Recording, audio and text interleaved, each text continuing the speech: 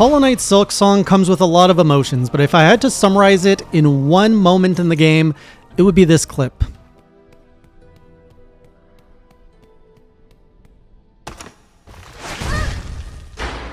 Welcome back, classy crew, to a very first journal in my Hollow Knight universe. I have a lot of emotions with this game, this franchise, and I've just completed Act 1 on Silksong on my Switch 2, and before I continue any further, I wanted to capture this moment in time of how I felt after Act 1, because I've been feeling a lot of things with Silksong, and I've been feeling a lot of things around Hollow Knight too that I just never really got the chance to share with all of you on this channel. Now, before my Monster Hunter blow up, I did stream Hollow Knight attempting to platinum Hollow Knight. It wasn't quite a pledge, but it was something I was trying to do. And I got very close, but in the end, it was just too much for me. Hollow Knight, going back now with my Soulsborne and Monster Hunter skills, I feel I would have a good chance at completing Hollow Knight and getting all the achievements. And I am very much inclined to pledge that eventually, but not right now. But this is going to be a little bit of a series where I just share my thoughts, my emotions, my reactions to the Hollow Knight franchise, starting with Silksong Act 1. You can expect another video for Act 2. And I heard Act 3 is short, but I think we're going to do another video for Act 3 and whatever comes after. And then I intend to bring the game over to Steam where I can stream it with all of you on Twitch, and we can probably look at doing a 100% run or something as they add DLC and things like that. And then I also want to revisit Hollow Knight afterwards and try to do a completionist run as well, which I would do on stream. So you have all that to look forward to as I create this video series of all things Hollow Knight and Silksong, the Heijie way. Before I get into my thoughts on everything that I experienced in Act 1, well, first of all, it's going to be spoiler heavy. So my videos are always very much recommended for people who have already played the game that I'm talking about. So if you have not finished Act 1 of Silksong, I recommend doing that. And before, I get into the game, I want to share this story that happened in the year that Silksong released for me, which stands as kind of a very much of a highlight of my journey. So I fell in love with Hollow Knight. I have this friend who also played Hollow Knight, fell in love with it, and we kind of bonded over this game. And we became, just like every other Hollow Knight fan, really captivated by when is Silksong coming out. I was not like the crazy fan that would expect it at every Nintendo Direct and all that. I mean, only clowns would do that. But I was very much excited for when Silksong would drop, and when we finally got an update that, oh my god, it's happening this year in 2025. I'm recording this in 2026, but whatever. And the first demo is going to be playable at Gamescom. I learned this as I was already on my way to Gamescom. I had already booked a trip to Gamescom for my business.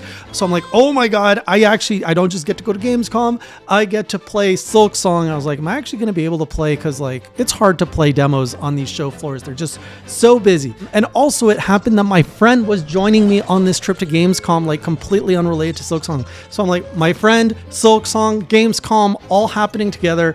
This is going to be super exciting. And so we already like made a plan. We're like, okay, day one, I'm clearing my schedule. I'm not doing business. We're booking it to either the Nintendo booth or the Xbox booth. And we're going to play like some Silksong. This is the plan. Huge lineup. And they're like, yeah, the wait is like 4 hours. And I'm like, I just can't do that because I have to take business meetings at Gamescom. I think I had about a 1 or 2 hour window where I could do whatever I wanted. And so I'm like, this is not going to fly. I can't play it on the Switch. So I'm like, all right, let's go to Xbox. And the booth is closed because they're like I think they're doing a media only event. And so I put on like the business hat and, oh yeah, well, I'm media. Like, this is my company. This is what we do. And it's so funny because the person at the booth goes, Jason? Like, clearly they recognize me. And I was like, yes, don't we work together? And I completely didn't realize that this was one of the representatives at Xbox that I work with in Canada for other projects related. I was like, yes. I'm like, oh, this is such a good moment. So I'm like, hey friend, how's it going? Can I like get early access? And she was just like, no can do. Like the access opens to everyone else at like 11 a.m. or something, which was like an hour away. And I was like, oh, but you can't do it. She's like, nope, go away. So I was like, all right. So then I was like, okay, what else can I do? And I was just like trying to figure out, I think it was being shown off on the new ROG Ally Xbox. And I also do business with Asus. So I'm like, oh, maybe I can like go to the Asus booth. Maybe they have it there. So I go to Asus. I meet my Asus friends. I was like, guys, what can they? And they're like, we can't even play it. Like they were even locked up. So I'm like, not enough seniority. So anyways, so we're like, all right, we go back at 11 at the booth. Me and my friend that's joining me for Gamescom. We go in line. We don't like, it's a big Xbox booth. We don't know where the demos are. And the entry point, like there's a lineup, it's not too long, so we're pretty early. The lineup enters the booth in the middle point. I don't know if Silksong's on the right or on the left. So I tell my friend, I'm like, okay, you break left, I break right. And first person to find the lineup, like we call each other and then we'll be in line. I'm going right or left, whatever way I'm going. I can't find it. I don't know where it's at. And then I finally, I don't find it, but then I do find it. And there's a huge lineup. Like the lineup goes out of the booth. It's 3-4 hours. I'm like, how the heck did this lineup even form before? Like I thought I got in here quick, but I didn't.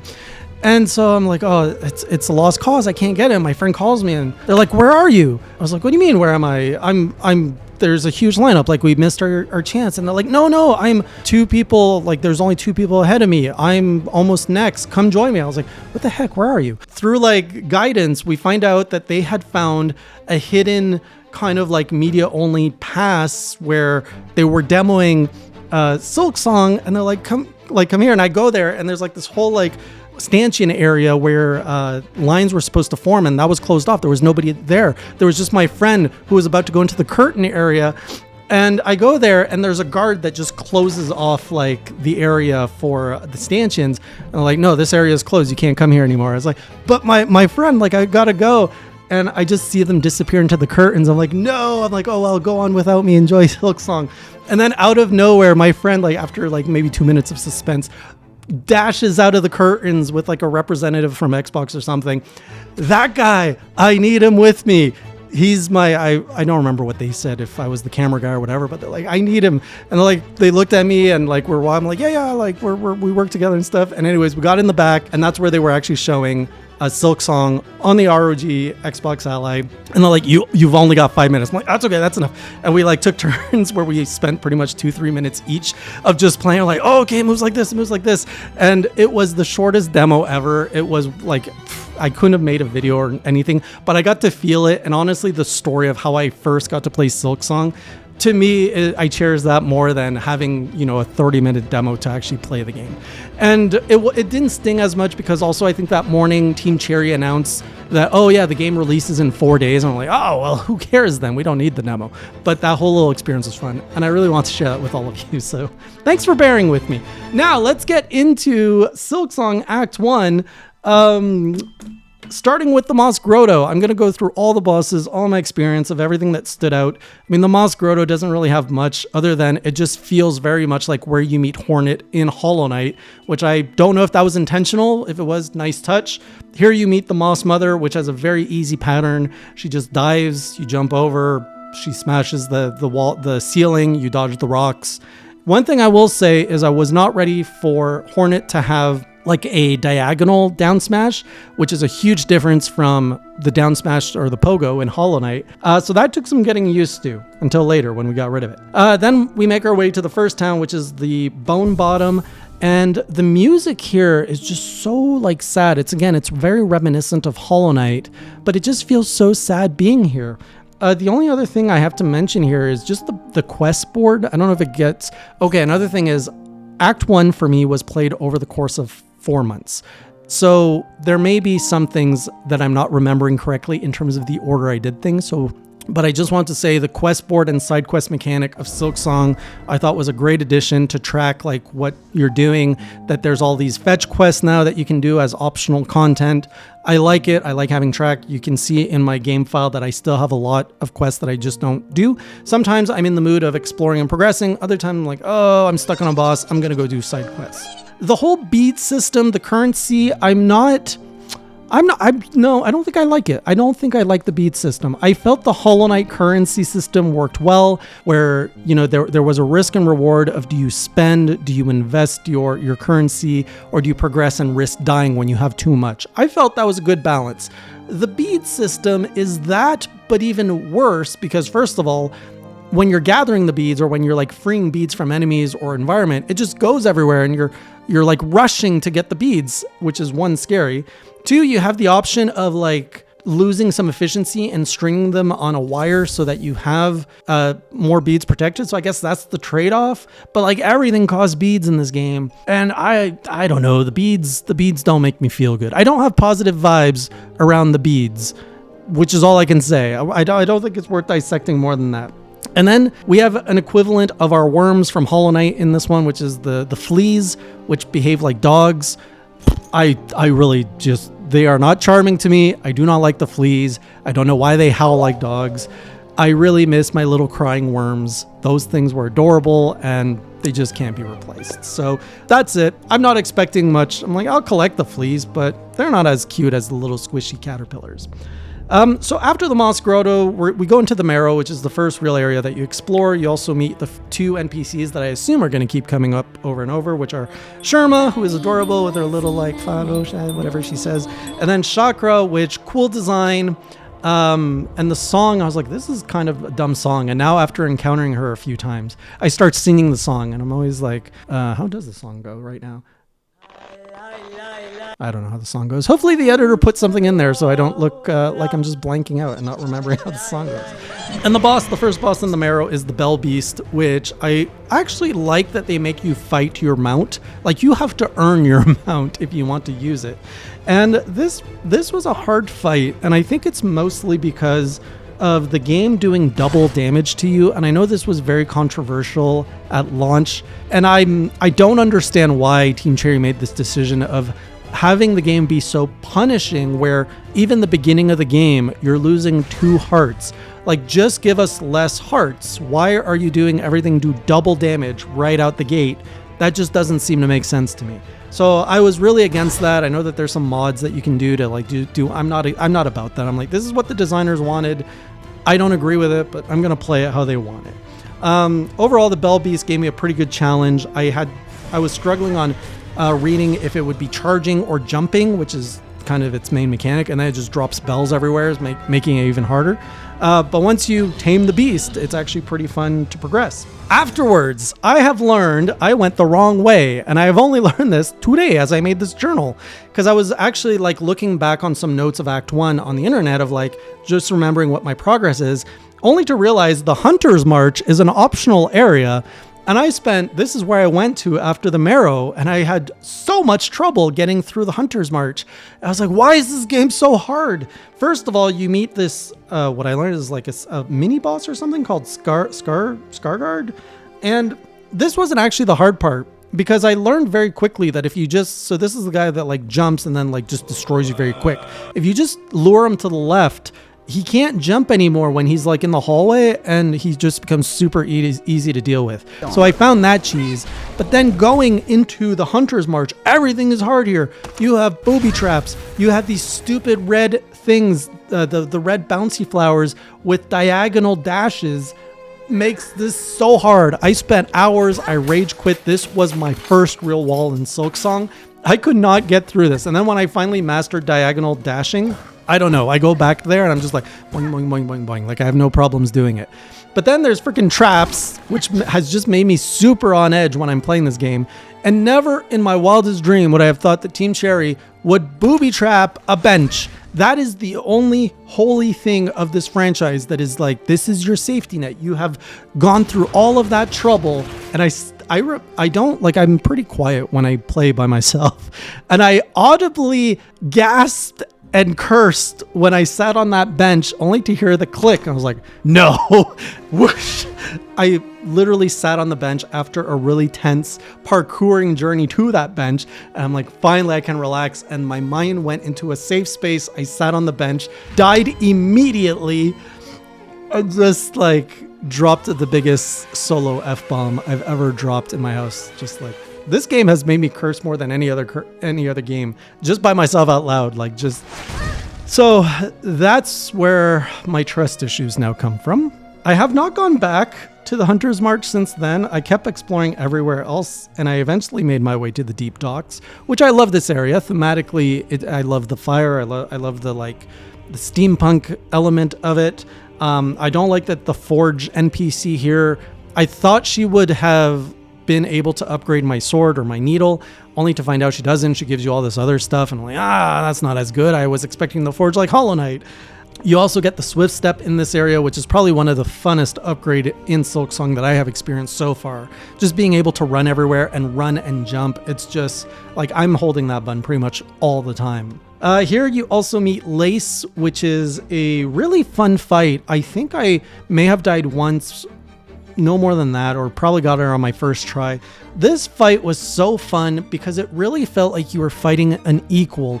Lace feels like she's matching your speed as Hornet. She's got a parry, so you have to like be mindful of that, and she just moves and maneuvers in a way that Hornet does. And it was the first boss in the game that just felt like an equal, and I had a lot of fun with that fight. That one I was grinning like ear to ear. Afterwards, that opens up the Farfields area, which is pretty much I only have 2 notes from this area, which is it's where you get the cloak, and when I unlock the cloak, I'm like, this is silly. This is just so silly to float of like, and then you just float. And then Chorus, which scared me, this boss, because you go by him on your way like to get the cloak, and he's basically looks like a background element. And I wasn't ready for him to awaken when I jumped back, so that scared me when he woke up. And the boss was, it was a little challenging just because I think I was nervous, but otherwise, he wasn't too bad. It's a lot of like horizontal swipe, vertical swipe, and just dodging, and then using the air currents eventually. So the whole thing came together pretty good. I have no complaints there. With the cloak, we could then go up into Greymoor, which this one I have a lot of emotions with Greymoor because I think I went right first. And when you go right, you go into the bird territory, and the birds were destroying me because I had troubles just maneuvering with what I had because I didn't have the down pogo yet. So I pretty much ignored them. I'm like, let's go see what's on the left instead.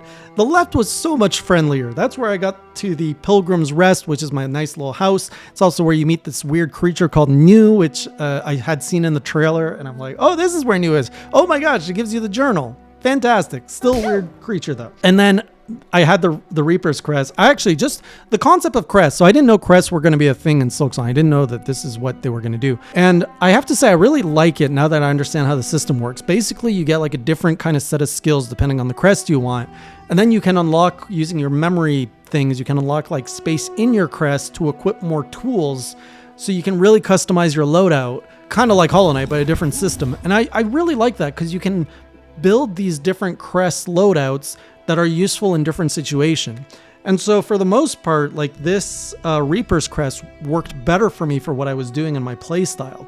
And I used it in my next boss, which is Moorwing, which was my first real boss wall of the game. I rage quit on Moorwing, and this was before, I think they nerfed Moorwing early in launch, and this is when I was facing Moorwing. So I had faced it pre-nerf. And I was just really struggling. I could not read its saw attacks very well, especially in phase 2 when it's shooting saws this way and then this way. The pattern was just really hard for me to like recognize and learn.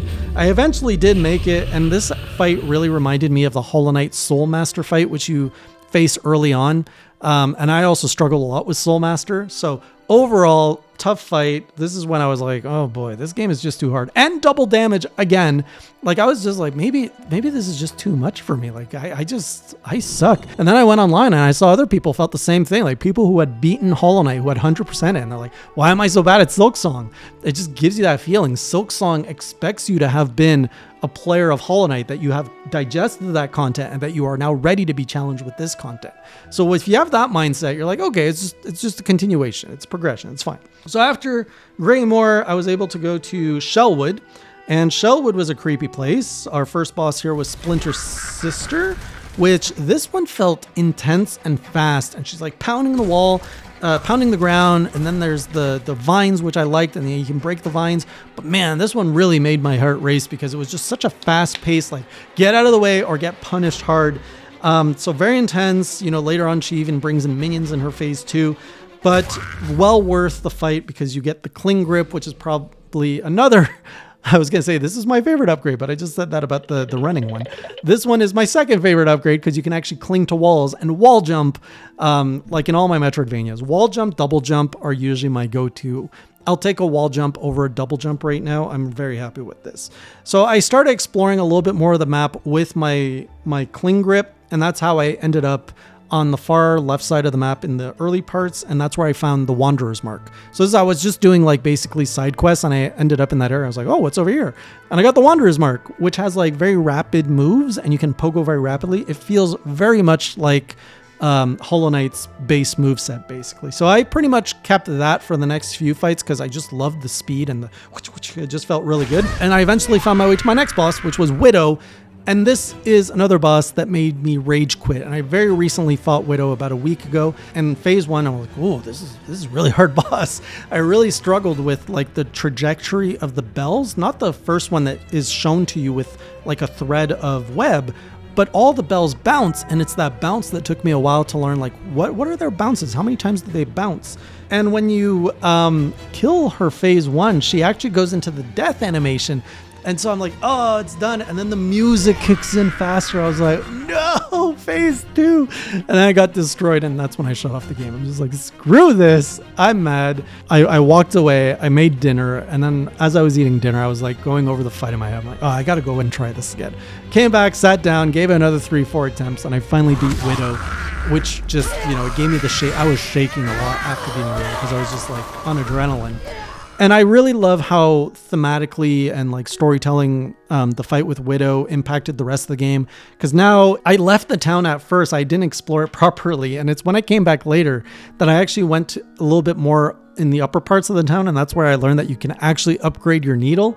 I was like, oh, finally, there's a quest, not a quest, but there's a place to upgrade. And then if you talk to them again, there's a quest to upgrade further. So I got my needle upgrade, which is something I really wanted. And then I didn't know where to go next. I kept exploring. I eventually made it to this area called the Blasted Steppes, which felt absolutely end game or like apocalyptic. And I went a bit in there and I was like, oh, this doesn't feel right. This is scary. So I explored everywhere else. I was like, no, I think that's where the game wants me to go. So I doubled down, I committed, I made my way through the Blasted Steppes. And of course, that's where I saw that, yes, it does lead to where I'm supposed to go. And that's where I met the final boss in my journey through Act 1, which is the last judge. I wasn't even mad about this. Like, the game presents it as a key moment in the game. You're at the end of Act 1. This boss is big. It's a guardian. And I got myself destroyed. And even more so that I wasn't mad is when you respawn after your first destruction is, what's her name? Sherma shows up at the bench next to you and she's like, oh, we're almost there. And I'm like, okay. They were expecting most players to die to have put that there. And so I'm like, all right, let's do this again. Let's do the run back. The run back kind of sucked at first until I found a shortcut to make it better. All right, let's just calm down. Let's study this boss. Let's not be too offensive, not offensive, aggressive. And yeah, I learned the base moves. I'm like, okay, she basically has 3 moves. She's got the, like, if you're too close, she'll like, run the bell around her. There's the one I really don't like where if you're too far, she'll like toss the bell at you. And that one punishes you if you're used to jumping away from danger. It actually punishes you. And you're better off running away, not jumping away. So I had to learn to not be so like antsy on jumping and just be flat, focus on running. And then what's the other thing she does? I think she does like a charge attack or something in phase 1. And then phase 2 starts and she's got fire and creating flames. Like, oh my God, how am I going to do this? Same emotion I get when I play Dark Souls. When I meet a boss and I'm like, how do they expect me to do this? And then you just got to lock it in.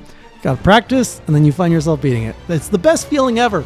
And I can't believe after like 5 years of doing like these Soulsborne games, I still feel the same thing of first the, how am I ever going to do this, to like an hour later being like, I did it. It's just such an irreplaceable feeling in video games. I wish there was a word to describe that. I don't know what it is. So maybe you guys have a better idea.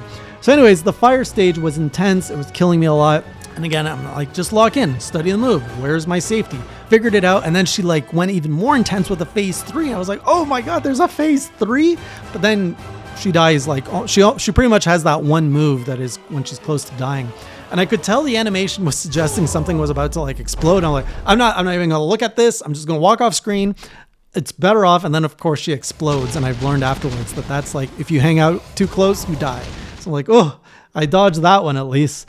And so I opened the gates. I made it to the Citadel. I was in an elevator. The elevator crashed, so I'm not quite in the Citadel. I'm like underneath it. And now Act 2 begins. And I have no idea what to expect because I've been pretty good at staying spoiler free.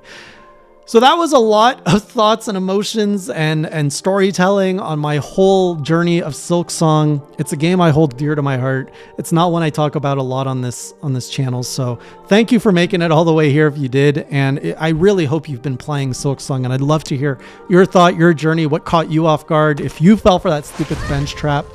And don't spoil anything for me, because this is now on my off-stream game. Like, I play it pretty regularly, and I've got more time in my schedule to do so. So now I'm going to go and focus on Act 2, and I'll see you when I finish that with my thoughts on the bosses of Act 2 and what surprised me there.